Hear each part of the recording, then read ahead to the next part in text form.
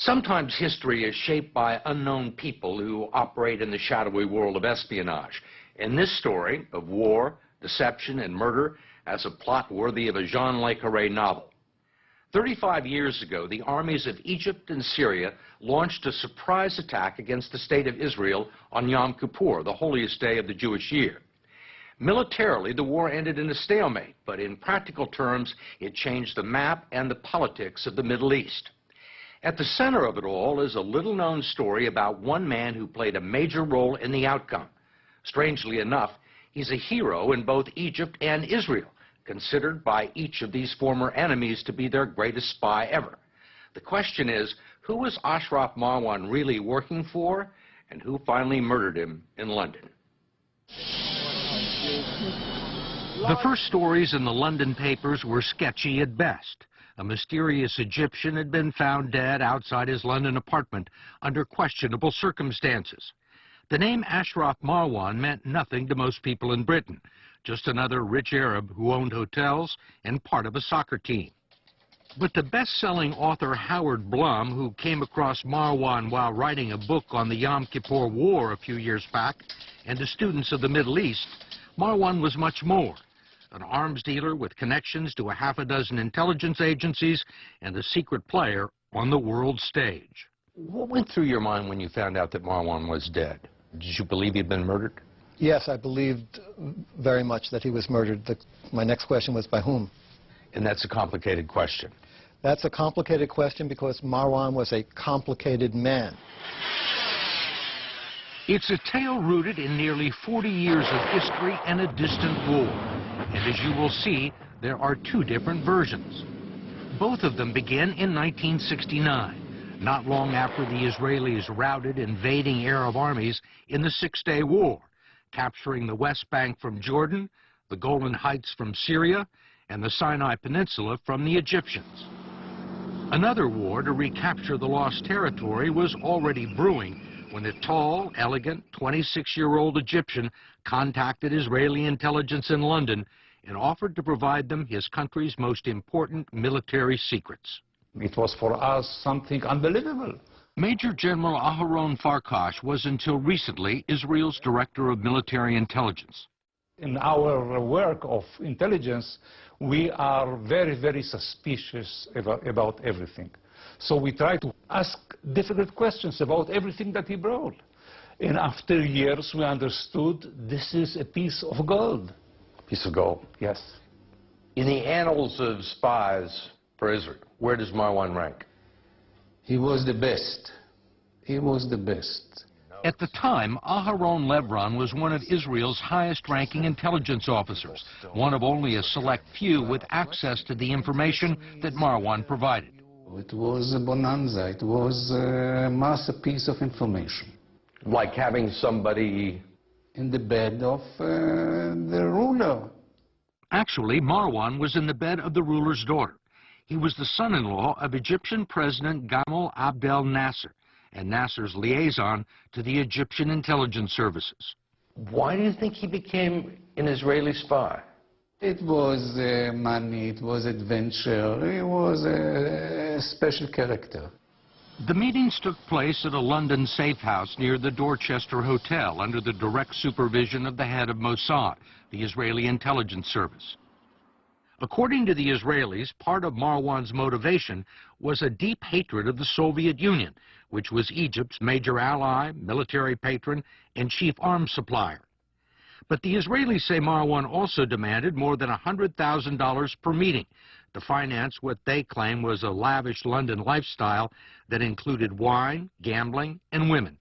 He was for sale. In a way. And Israel paid him very well. He was worth every penny. The Mossad's code name for Marwan was the Angel. And between 1969 and 1973, he provided the Israelis with reams of secret Egyptian documents.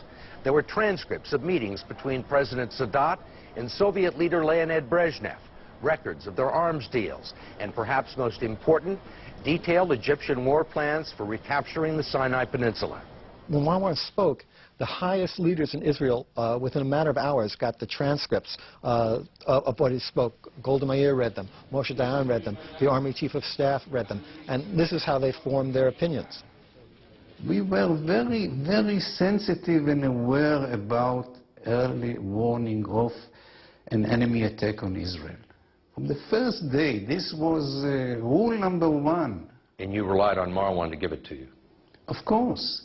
According to the Egyptians, it was Israel's reliance on Marwan to warn them of an impending attack that allowed their army and the Syrians to amass hundreds of thousands of troops on Israel's borders in the fall of 1973 under the guise of a training exercise. In fact, the Yom Kippur War was about to begin, and the Israelis had heard nothing from Marwan. Dr. Abdel Monem Said, one of Egypt's top national security experts, says it was all part of the plan. Who was Ashraf Marwan working for? He was officially working for the president of Egypt, but also he was working for the security establishment of Egypt as well. Not the Israelis? Not the Israelis. Not whatsoever. Egyptian officials refused to talk to us about Marwan on camera because the information is still secret. But a number of people directed us to Dr. Said for the Egyptian side of the story, which is Israel's greatest spy was actually a double agent. Top Israelis told us Marwan gave us the best information we have ever gotten from anyone. How you build the confidence in one of the best intelligence services in the world. You give them the best information that serve your purpose. The Egyptians' purpose was to recapture the Suez Canal and all or part of the 23,000 square miles of the Sinai Peninsula occupied by the Israelis. To do it, they needed to deceive their enemy at a crucial moment, and according to Dr. Said, Marwan was the key element in that deception. The Israelis know that there was Egyptians and Syrians on the ground mobilizing their forces. These forces already in the front, they are taking offensive positions. It's a classic case in the books. You got all the information, but you make the wrong interpretation. And the only variable that is different was Ashraf Marwan. We were subjugated to this source, and we put aside information from the observation posts. We were dependent on him to give us the last verdict, the last confirmation. Marwan finally provided that confirmation at a late-night meeting in London with the head of Mossad, just 12 hours before the fighting began. The Syrians and the Egyptians would attack on two fronts, he said, at 6 p.m. the following day, the holiest day of the Jewish year. The Israelis were totally unprepared. Most of their soldiers were already home with their families. But General Farkash doesn't blame Marwan. He's convinced that the plans were so secret, Marwan didn't find out until the last minute. He believes Marwan's warning gave the Israelis just enough time to mobilize the reserves and ultimately save the state of Israel. Our army is based on 80% reserve forces. And he gave us the most important piece of information to bring the government of Israel and to force us, I call it, to call the reserve forces. The reserves arrived in time for the Israelis to turn back the Syrian army on the Golan Heights after sustaining heavy casualties. But the Sinai was a different story. Marwan had told the Israelis that the war would begin at 6 p.m. It actually began 4 hours earlier. The Egyptians were able to break through the Israeli defenses, cross the Suez Canal, and take back part of the land it had lost 6 years earlier. And according to the Egyptians, Marwan's deception was crucial. He gave us a number of hours before the Israelis started to mobilize and come to the front, and that was enough for us to cross the Suez Canal. That is a great achievement. So we're talking about 4, 5, 6 hours extra. Every hour here counts, and that was enough to make the difference. After 3 weeks of fighting, a truce was declared, with the Egyptians still controlling the Suez and part of the Sinai. 6 years later, Egyptian President Anwar Sadat would reclaim all of it for Egypt by signing an historic peace treaty with the Israelis. For his part in the war, Sadat secretly awarded Marwan Egypt's highest medal in this never-before-seen ceremony. He was able to hold conflicting loyalties at the same time, and that was his genius. That's what made him a perfect spy.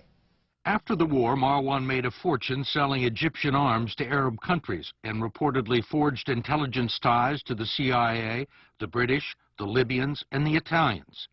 But his role in the Yom Kippur War remained a secret until a few years ago, when some of the details began to appear in print.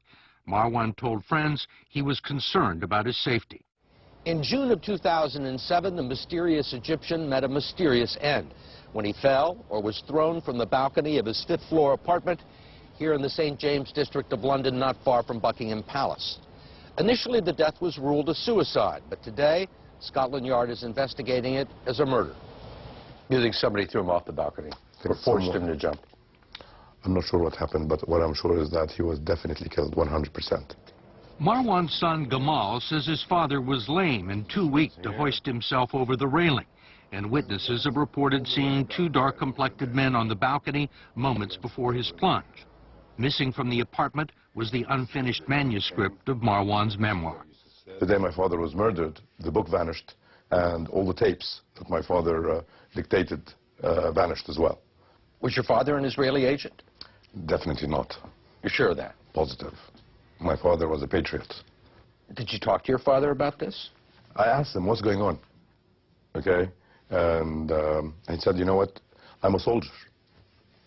And in war, you have to do certain things as a soldier. Didn't make much sense at the time. Makes a lot of sense today. Okay. Who would have a motive to kill him? You know, my father's main job was Egypt. And the main concept is to fool the Israelis and win the war. God knows. They have the highest motive. You don't think it was the Israelis? Never on Sunday, never. It can't be. Why should they kill him? It's only a good reason for the Egyptians to do it once they discovered that he wasn't so good for them.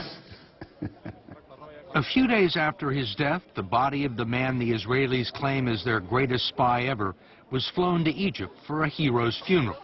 Thousands of people turned out, including President Mubarak's son and high-ranking members of the Egyptian intelligence establishment. President Mubarak himself issued a statement saying that Marwan was patriotic and loyal to his country, but the time was not ripe to unveil those acts. So in the end, who did Ashraf Marwan really betray, and who finally killed him? If the truth wasn't buried with him, it is most likely buried somewhere in a top-secret vault. It's in a lot of people's interest that the world never knows the answer to who killed Ashraf Marwan. Because? Because the damage he did and the deals that were made, I think intelligence communities all throughout the world want to keep secret.